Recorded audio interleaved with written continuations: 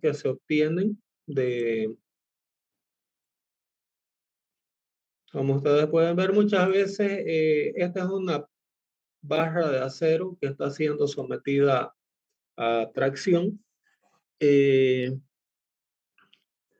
Muchas veces ustedes ven la barra blanca, ¿no? En ese caso, esa barra blanca está blanca porque ha sido revestida con un recubrimiento de yeso.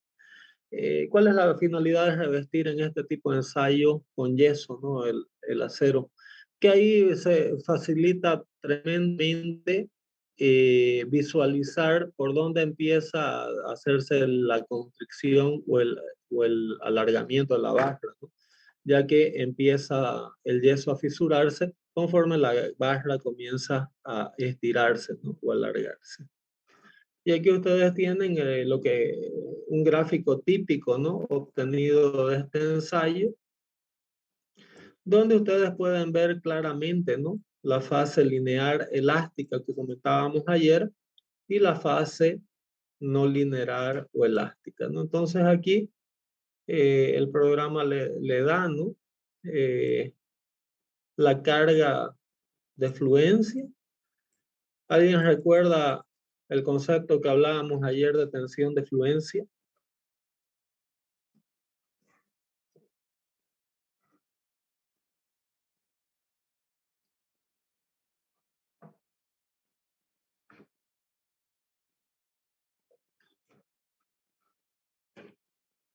¿Alguien recuerda el concepto de tensión de fluencia?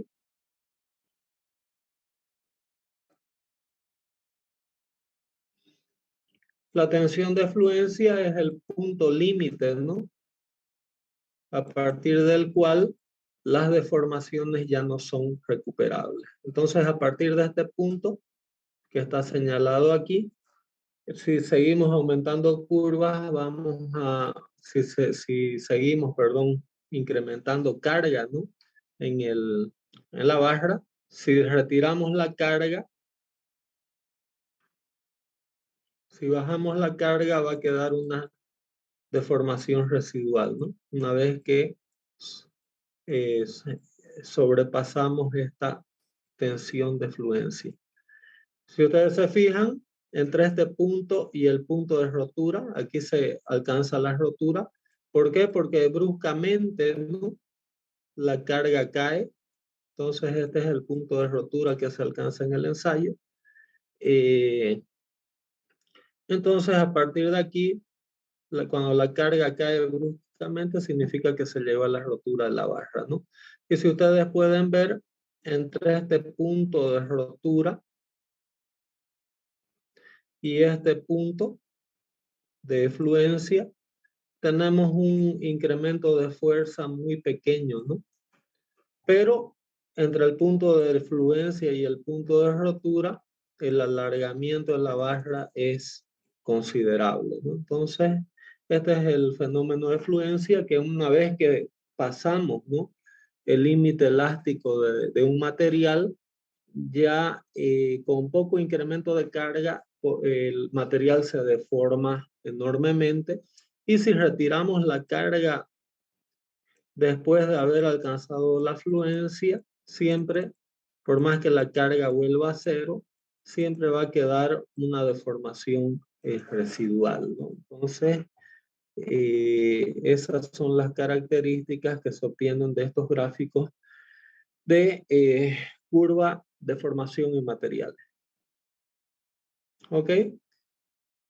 Y este es todo el reporte ya técnico, ¿no? De un reporte de ensayo de tracción. En este caso es acero, pero es muy similar para otros tipos de material. Nos indica el número de material, del tipo de material, ¿no? El diámetro de la barra, quién fue el operador, el tipo de sección, ¿no? Peso, longitud de la barra. Estas son todas las características aquí de la barra. Longitud. Y aquí estos ya son los resultados del ensayo, ¿no?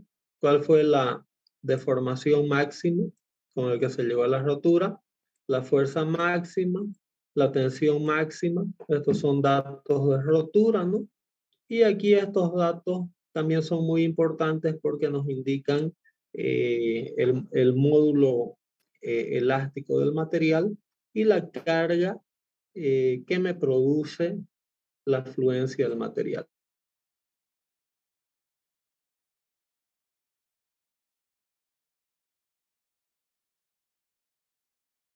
Toneladas voy a ocasionar fluencia en el material. Es decir, si aplico una fuerza, ¿no?, en esa barra arriba de 1.73 toneladas, voy a estar generando en mi material deformaciones que no son ya recuperables.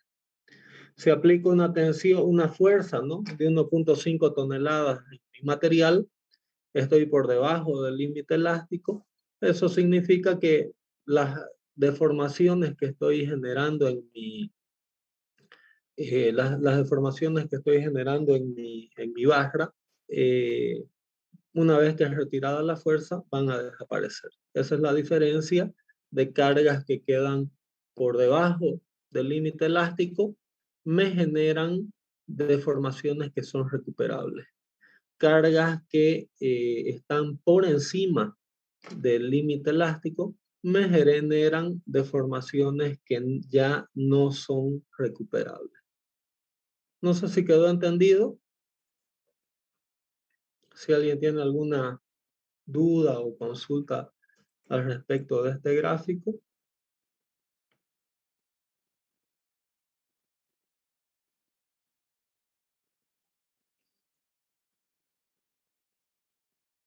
Bueno, siempre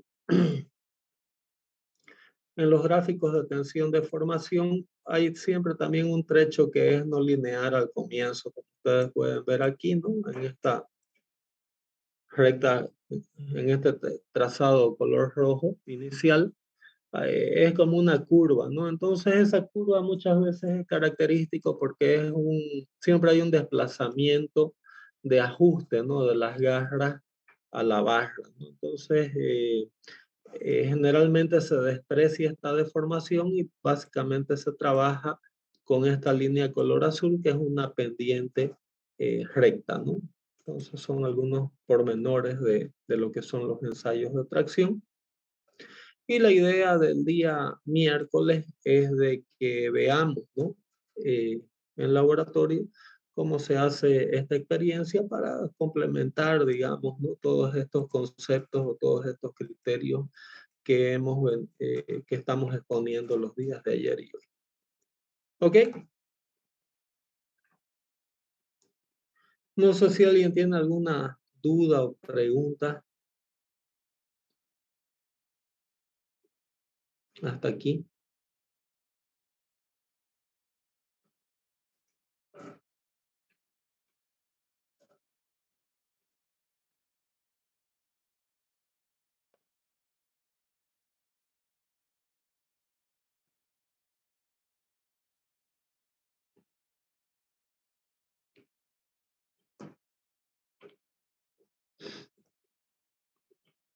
Bueno, entonces estas son algunas cuentas, ¿no?, que se hacen para quien tenga más interés, ¿no? Son eh, son procesos de cálculo de cómo llegar al módulo elástico. Entonces aquí se tiene el área de la barra, la longitud de la barra.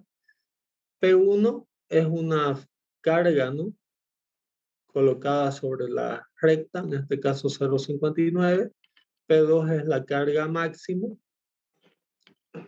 Y la deformación del TL1 y del TL2 se obtiene de esta gráfica, ¿no?, del ensayo. La deformación debido a P1 se calcula como siendo del TL1 sobre el EB. La deformación 2 como del TL2 sobre el EB. Y de ahí la tensión 1 y 2 no es otra cosa que las fuerzas P1 y P2 divididas por el área de mi barra, ¿no? Con eso obtengo sigma 1 y sigma 2 y el módulo elástico lo obtengo dividiendo la diferencia entre sigma 2 y sigma 1 por epsilon 2 sobre epsilon 1. Entonces, ese es un ejemplo de cálculo, pero que equipos, ¿no?, como el que estamos viendo en la fotografía ya lo calcula automáticamente. Bueno, por otra parte, también hasta ahora, ¿no?, más o menos que hemos dado énfasis más que nada en la deformación unidimensional, pero existen situaciones donde yo puedo tener un determinado elemento, como pueden ver de la figura, que no está sometido a fuerzas axiales. Entonces aquí en este caso de esta figura, las fuerzas axiales son nulas y lo que se tiene es una fuerza cizallante, tau, perdón, es una tensión cizallante. Ya vamos a ver cómo se pueden originar en un elemento esas tensiones cizallantes o friccionantes. Siempre las fuerzas friccionantes en un elemento infinitesimal, conforme vamos a ver de aquí a poco, o ellas convergen en un vértice o divergen en un vértice. Entonces ustedes pueden ver fuerzas friccionantes como las que tenemos aquí. Tenemos fuerzas friccionantes tanto en la dirección horizontal como en la dirección vertical. Entonces en esta esquina tenemos fuerzas que convergen, ¿no? En esta esquina, estos dos pares de fuerzas divergen, ¿no? En estas esquinas convergen y en esta esquina divergen. Entonces, cuando trabajemos con fuerzas tangenciales, con fuerzas cizallantes, siempre estas fuerzas en un elemento infinitesimal o van a converger o van a diverger, o divergir. ¿Ok? Y la deformación generada por estas fuerzas tangenciales o fuerzas cizallantes me van a producir distorsión en el elemento, ¿no? Esta distorsión mide angularmente a través de los ángulos, como pueden ver aquí, tita y delta. Perdón, delta es el desplazamiento y gamma aquí es la distorsión, ¿no? ¿Cómo medimos el módulo de distorsión transversal de un elemento? Dividiendo la fuerza tangencial por el ángulo de distorsión, ¿no? G es el módulo de distorsión transversal y existe una relación, ¿no?, entre el módulo elástico y el módulo de deformación transversal. El módulo elástico es 2 veces 1 más mu, el coeficiente de deformación transversal, ¿no? Donde mu vendría a ser el coeficiente de Poisson, ¿no? O la relación esa modular que hablábamos el día de ayer. ¿Ok? Entonces, G o módulo de parámetro de deformación transversal también es un parámetro muy importante en estos conceptos de resistencia de materiales. ¿Ok? No sé si alguien tiene alguna duda o alguna pregunta hasta aquí.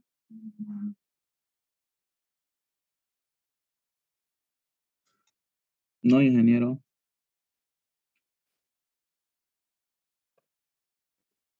Bueno, vamos a entrar hoy día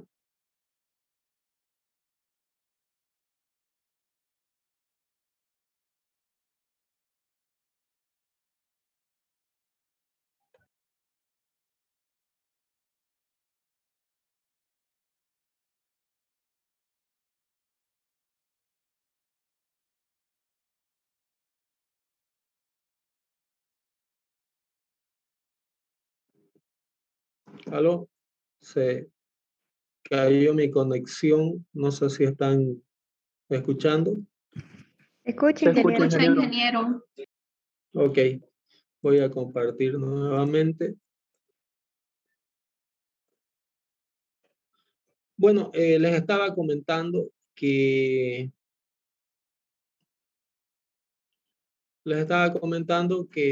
vamos a empezar estudiando un poco las tensiones, donde aquí tenemos un elemento infinitesimal. Vamos a entrar un poco, ¿no?, en las abstracciones del cálculo diferencial e integral, donde imagínense que aquí nosotros tenemos un bloque de fundición, ¿no? Y cuando nosotros trabajamos con infinitesimos, nos estamos imaginando que dentro de este cubo, por ejemplo, puede ser un asiento de una caldera de fundición o algo por el estilo. Cuando hablamos de resistencia de materiales, los estudios siempre se hacen en base a una parte infinitesimal, ¿no? Entonces vamos a suponer que aquí está el peso de una gran caldera o de algún equipo industrial rotativo, ¿no? Y este es el material de asiento, ¿no? Entonces, lo que hacemos en resistencia de materiales es extraer un infinitésimo del material, ¿no? Que está sometido a tensiones y estudiamos estas cargas, qué tensiones están produciendo en mi material, ¿no? Entonces, este es el ejemplo más completo de un estado triaxial de tensiones, donde las flechas, ¿no?, que ven ahí en ese infinitésimo, las flechas que están en color rojo son fuerzas normales que tenemos en las direcciones X, Y y Z, ¿no? Entonces, aquí podemos tener sigma X, aquí sigma y aquí sigma Z, ¿no? Tanto en una cara como en la cara opuesta, ¿no? Aquí también tenemos sigma X por otro lado. Y aquí tenemos las flechas en color azul, son fuerzas tangenciales que actúan paralela a cada uno de estos planos. Entonces aquí, sobre este plano, tenemos estas dos fuerzas tangenciales. Sobre este otro plano, tenemos estas otras dos fuerzas tangenciales. Y sobre este otro plano, tenemos estas otras dos fuerzas tangenciales, ¿no? Digo, para entender la diferencia en lo que son las tensiones en color rojo con relación a las que son en color azul.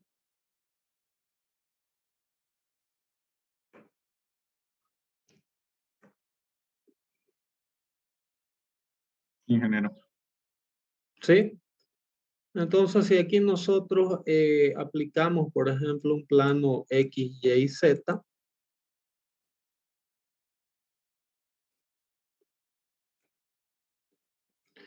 vamos a tener componentes de tensión en los planos X, Y, en los planos X, Z y en los planos Y, Z, ¿no? Ese sería el panorama completo, ¿no?, de estado triaxial de tensiones. Generalmente, el estado triaxial de tensiones o tridimensional de tensiones es más estudiado para elementos volumétricos como ser zapatas de hormigón, ¿no?, grandes bloques de acero, pero corresponden a un número de problemas limitados, ¿no?, en lo que es la ingeniería de materiales. Entonces, para un curso inicial, ¿no?, un curso básico de lo que es resistencia de materiales, este problema tridimensional muchas veces se puede reducir a problemas más simples de manera práctica. Si nosotros nos imaginamos, por ejemplo, que tenemos aquí una cáscara, ¿no? Esta cáscara puede ser una parte de un reservorio de yacimientos, por ejemplo, sometido a gases o a presiones de líquido, ¿no? Entonces, como tenemos aquí, por ejemplo, una chapa de acero curvilínea, donde hay presión. Muchas veces estos problemas, en vez de plantearlos en un estado triaxial de tensión, se pueden, debido a la espesura fina, ¿no? Debido a la espesura fina de mi chapa de acero, el problema que es tridimensional yo lo puedo simplificar a un problema mucho más simple, ¿no? Donde aquí en vez de extraer, ¿no?, de este material un elemento cúbico, yo simplemente extraigo un elemento plano. Y ahí yo voy a tener tensiones solamente en dos direcciones. ¿Ok? Entonces lo que vamos a empezar estudiando en este curso es el problema de estado plano de tensión, donde para efectos prácticos podemos resolver muchos problemas de ingeniería, simplificando un problema que es tridimensional a un problema que es simplemente plano, ¿no? No sé si está dando para acompañar, para entender esos criterios, esos conceptos. Sí. Ok. Ingeniero. Muchas gracias, Guadalupe. Y un ejemplo muy sencillo, por decir, ¿no? De un estado plano de tensiones. Imaginémonos, por ejemplo, esa llave, ¿no? Vamos a simular que esta llave la fijamos, ¿no?, en la parte inferior sobre un tornillo. Esto está fijo. Y aquí, del otro lado de mi llave, yo aplico esta carga P. De forma que el sistema está estático, en equilibrio. ¿Ok? Si ustedes se fijan y aquí observamos, ¿no?, los esfuerzos que se pueden estar generando sobre este elemento en color amarillo. ¿Ok?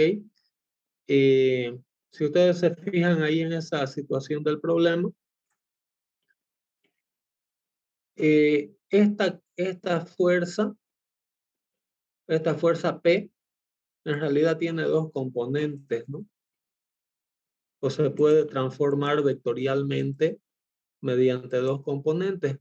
Un componente que es normal, ¿no?, a mi llave, y otro componente que es tangencial. ¿Qué son estos valores de tensión axial y tensión tangencial que se genera, ¿no? Entonces, si yo aplico, ¿no?, extraigo este elemento amarillo aquí en este punto, para equilibrar las tensiones a las que va a estar sometido ese elemento amarillo, de acuerdo a esta componente, va a ser sigma, ¿no? Y aquí va a ser tau, ¿no?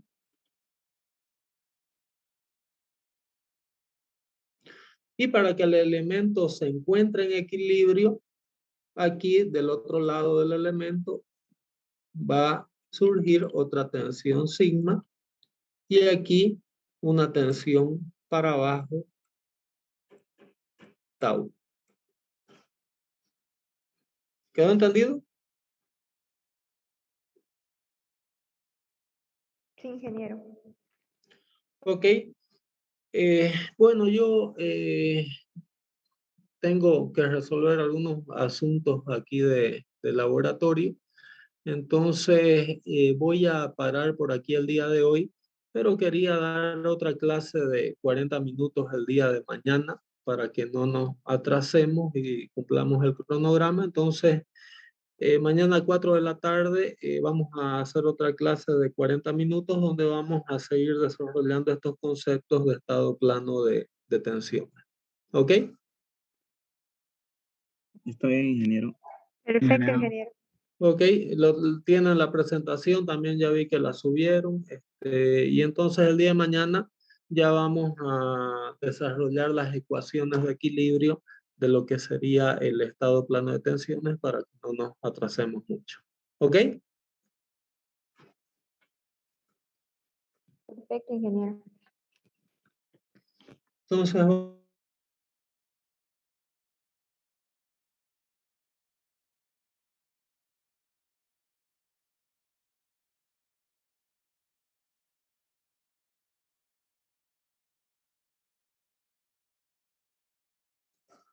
No se escucha lo que habla, ingeniero.